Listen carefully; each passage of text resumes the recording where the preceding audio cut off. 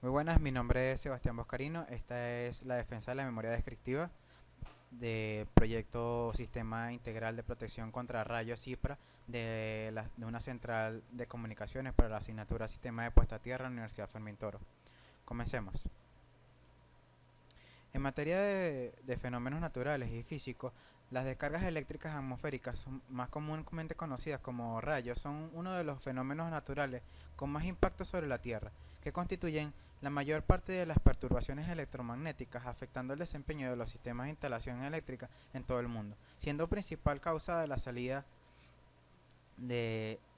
la salida de líneas de transmisión, así como los daños en redes de distribución y equipos electrónicos sensibles. Adicionalmente, el perjuicio técnico y económico, los rayos pueden provocar lesiones en seres vivos, causando ocasiones en la muerte.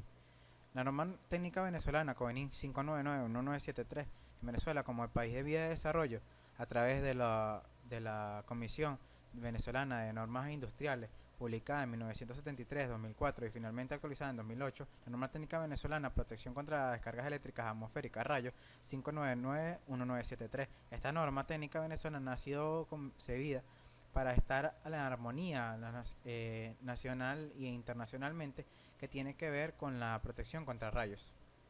El Sistema Integral de Protección contra Rayos CIPRA es un denominado CIPRA considera una medida más efectiva para proteger las estructuras contra daños físicos causados por las descargas eléctricas atmosféricas. El sistema de protección contra rayos no es infalible, puede lograrse un alto nivel de seguridad si este se diseña y se construye utilizando combinación de varios elementos como los sistemas de protección externos, los sistemas de protección internos y los sistemas de protección de riesgo.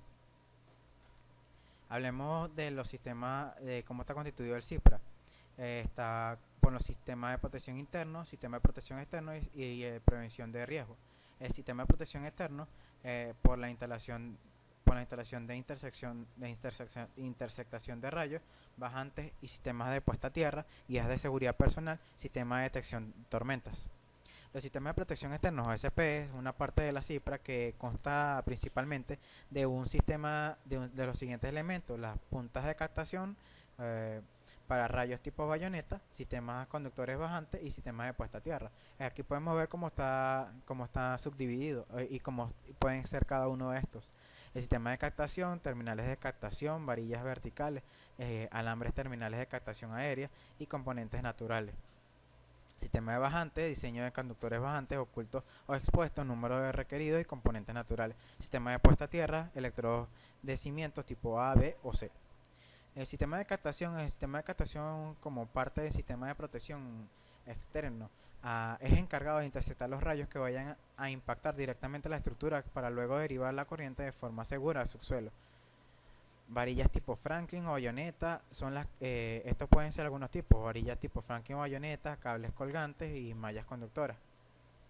Las varillas tipo Franklin o bayoneta su misión es provocar la excitación atmosférica por encima de cualquier otro punto de la estructura para proteger y aumentar la probabilidad de que la descarga incida en la zona de influencia y derivar a tierra la corriente del rayo. Los cables colgantes son unos o varios cables que se sitúan en la estructura en extremos. Estos cables están puestos a tierra para que se permita derivar la corriente del rayo de forma segura. La malla conductora es un sistema que consiste en una serie de varillas o puntas captadoras conectadas entre sí por medio de cables conductores formando un enmallado, o este enmallado permite que se divida la corriente del rayo mitigando las perturbaciones posibles a las estructuras. En los sistemas bajantes. El objeto de los sistemas de bajantes es derivar la corriente del rayo que incide sobre la estructura que impacta sobre los terminales de captación. El cálculo de los bajantes refleja el compromiso de la protección técnicamente adecuada y económica, puesto que en la medida que el incremento del número de bajantes se logra una reducción de la magnitud de la corriente que circula por cada bajante y su ruta de ascenso. Asimismo, se reduce la magnitud de las inducciones magnéticas en los lazos metálicos de la instalación y la diferencia de potencial en la tierra. Aquí podemos ver una tabla de requerimientos para los bajantes: altura, número mínimo de bajantes y el calibre del conductor dependiendo del material, si es cobre o aluminio. El sistema de puesta a tierra de protección contra rayos o SPT es un sistema que constituye una forma sustancial de seguridad del personal y los equipos en caso de incidencia de rayos, puesto que provee una equipotencialidad de los equipos y estructuras y ofrece una trayectoria baja de resistencia de la corriente del rayo, permitiendo una dispersión y una disipación al terreno sin causar daño. Para el diseño de la puesta a tierra se tiene que tener una protección contra rayos y se debe tener en cuenta la resistividad del suelo, la acidez del suelo, como el pH, la estructura física del suelo, si es arcilloso, rocoso o arenoso, la forma que se interconectan con otras puestas a tierra, el sistema de protección contra corrosión, los efectos adicionales de otros sistemas eléctricos y de comunicaciones, como es en mi caso.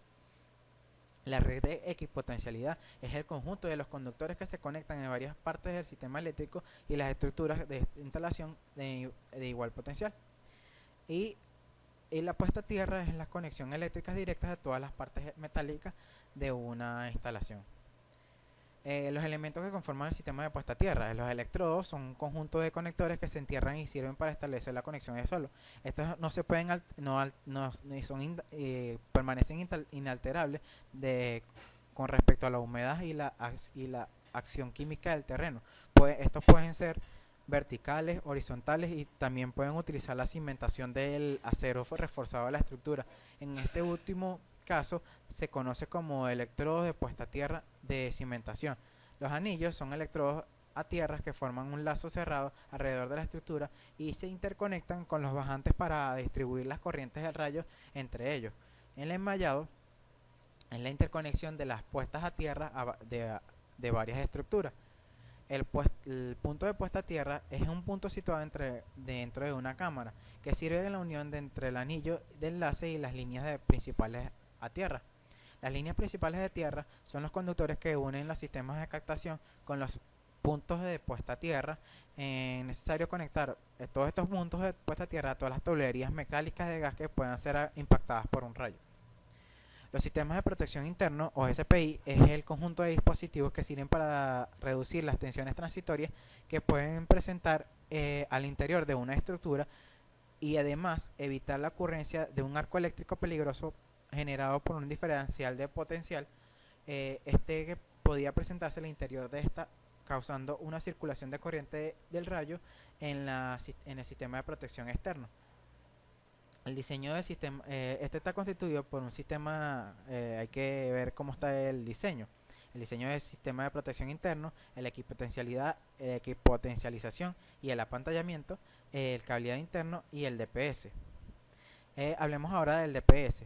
El DPS o dispositivo de protección contra sobretensiones, este es un dispositivo que limita intencionalmente las sobretensiones transitorias que se dispersan en las sobrecorrientes transitorias buscando mitigar las interferencias electromagnéticas. Contiene por lo menos un elemento que no es lineal y su función es proteger todas las sobretensiones de los que pueden causar sobretensiones sobre los equipos eléctricos electrónicos en instalaciones y conexiones equipotenciales. Método de esfera rodante, que es el método que utilicé para este proyecto, es el método de la esfera rodante. Se utiliza para establecer un área de protección en las puntas de Faraday.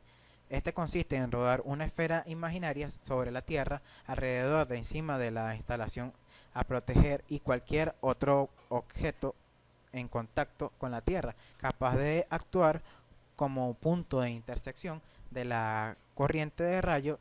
La esfera imaginaria debe hacerse rodar desde el nivel de tierra hacia la estructura a proteger e instalar una terminal aérea en el punto de contacto con la estructura. Aquí podemos ver cómo funciona el método de esfera rodante. Diseño básico del sistema de protección externa contra descargas eléctricas atmosféricas para la central de comunicaciones. Lo primero que tomamos en cuenta es el indicador de exposición al rayo. Este está influido por la densidad de descargas a tierra, que son las descargas a tierra por kilómetro cuadrado al año, y las corrientes picos absolutas del promedio, que son medidas en kiloamperios. Como podemos ver, la densidad de descargas a tierra es menor a 5 en nuestra ubicación, y la corriente pico absoluta es menor que 40, en lo que nos indica que nos ubicamos en un punto medio bajo. Las características de la estructura. Las estructuras se clasifican en A, B, C o D. En nuestro caso tomamos una estructura tipo D ya que no es habitada y el indicador para la estructura es cero. El subindicador de relación con el tipo de estructura tiene que ver con el material con el que está construido la estructura que se desea proteger. En este caso nuestra estructura es mixta, tiene materiales metálicos y no metálicos. El indicador para una estructura mixta es de 20. Y ahora tomamos el subindicador de relación con la altura y el área de la estructura. Para nuestro caso, como la altura es mayor o igual a 25 metros, el indicador de altura y de área es 20. Al sumar todos los indicadores, la suma de indicadores nos da 40. Este indicador, el resultado de la suma de los indicadores lo ubicamos en el indicador de gravedad, que está entre 36 y 50. Al ser 40, nuestro indicador de gravedad es baja. Usando los datos anteriores que hemos calculado, nos vamos al diseño de la matriz de riesgo, tomando los parámetros y la gravedad. Nuestros parámetros son bajos y la gravedad también. Entonces nuestro matriz de riesgo es bajo-bajo. Ahora, las acciones recomendadas según el nivel de riesgo, para nuestro nivel de riesgo como es bajo, las acciones recomendadas son hacer un SPI cableado y una puesta a tierra. Ahora, los valores máximos del radio de la esfera rodante según el nivel de protección. Como tenemos un nivel 2 de protección, el radio de la esfera tiene que ser de 40 metros. Al tener esos valores, podemos ver estas especificaciones de riesgo, como son las líneas de servicio, el suministro eléctrico, otros servicios aéreos, otros servicios enterrados y la medida de protección existente. Continuamos con una simulación de riesgo en la central de comunicaciones con un software de la IEC. Utilice este software porque es muy adecuado a lo que nosotros deseamos, a lo que deseo yo a calcular para el índice de riesgo. Entonces tomamos la longitud de la estructura, el ancho, el alto, el área de la estructura, el riesgo físico, donde está ubicado, eh, el tipo de servicios, el tipo de número de servicios, y lo que nos genera es un cálculo total de riesgo para lo que es las pérdidas humanas, las pérdidas esenciales de los servicios esenciales, la pérdida de si es un patrimonio cultural y si es una pérdida económica. Como podemos ver, para las pérdidas humanas nuestros riesgos calculados es 1 por 10 a la menos 5. Para los servicios esenciales, 1 por 10 a la 3. Para el caso de pérdidas, si es patrimonio cultural, sería muy bajo. Y ahora, como no es un patrimonio cultural, no lo tomamos en cuenta. Y las pérdidas económicas también serían bajas porque nos da 1 por 10 a la menos 2. Ahora, también hay índices de riesgo directos e indirectos. Seguimos con el diseño del sistema de captación. Los valores mínimos de los parámetros del rayo relativo al radio de la esfera rodante correspondiente a cada NPR. Tenemos aquí el criterio de intersección y los NPR. Y para ello tomamos la corriente pico mínima y el radio de la esfera. Para nuestro caso, el radio de la esfera es 40 metros, lo que nos da un NPR nivel 2 y una corriente pico mínima de 21 pico amperios. El diseño del sistema de bajantes. Como vamos hablando, es muy importante el diseño del sistema de bajantes porque nos permite una protección adecuada y económica. Aquí tenemos la distancia de separación promedio para cada uno de los conductores bajantes. Como nuestro sistema de protección es nivel 2, la distancia promedio típica de cada bajante es de 10 metros. Los requerimientos de los bajantes, como vimos en la tabla anterior, en la primera tabla que mostramos lo que eran los bajantes, la altura de la estructura es mayor a 25 metros. El número mínimo de bajantes es de 4. Ahora, el calibre del conductor, tomamos un conductor de aluminio y un calibre de 2 AWG. El material de diseño de protección. Tenemos aquí varios materiales que utilizamos para varios elementos que utilizamos para el sistema de protección. Por ejemplo, en la punta captadora necesitamos unas 40 a una ubicación de 7,5 metros. Los jaladores Deschamps unos 200 a 0,9 metros. El MV Clap aluminio tipo A 810 de 16 milímetros, necesitamos unos 4 y estos van ubicados en cada unión de bajantes. Los MV Clap cobre aluminio tipo A810 de 16 milímetros, necesitamos unos 40 para cada unión de puntas captadoras. El electrodo de cobre de 5 octavos de 2,4 metros, necesitamos 4. Este va ubicado en cada esquina unido al anillo inferior. Cable de aluminio de 2 AWG, ese es el calibre, 175 metros, va a estar en el anillo inferior. Y el cable AAC de calibre 1 AWG, 257 metros, va a estar entre el anillo superior y los bajantes. Ahora utilizamos el software de la IEEE para el cálculo de la malla de puesta a tierra de la central de comunicaciones. Los datos del suelo: tenemos una resistividad del suelo de 161 ohmios metros, una resistividad superficial de 10.000 ohmios metros, la profundidad de la capa superficial 0,5 metros. Para la geometría de la malla colocamos los valores: largo, ancho, el área en metros cuadrados, el espacio vertical, el espacio horizontal, los conductores verticales, los conductores horizontales, los cuales todos estos cálculos nos dieron una longitud lineal de 134 metros, 15. Los parámetros eléctricos, tomamos en cuenta el TS, que es el tiempo de duración de la falla, de 0,1 segundos, y la corriente de falla, que es de 6,9 kA, kiloamperios. Conductor de la malla. El conductor de la malla se tomaron valores que nos proporciona la IEEE para una temperatura de referencia de 20 grados y unos cálculos en la soldadura que colocamos para nuestra temperatura ambiente de 25 grados, lo cual nos genera una característica mínima de conducción a tierra de 22,23. El área mínima, el área máxima, y este es para el calibre. Luego, los factores de paso y toque: tenemos el voltaje de paso máximo y el voltaje de toque máximo. En cada caso sería unos 27 kilovoltios y unos 7,3 kilovoltios.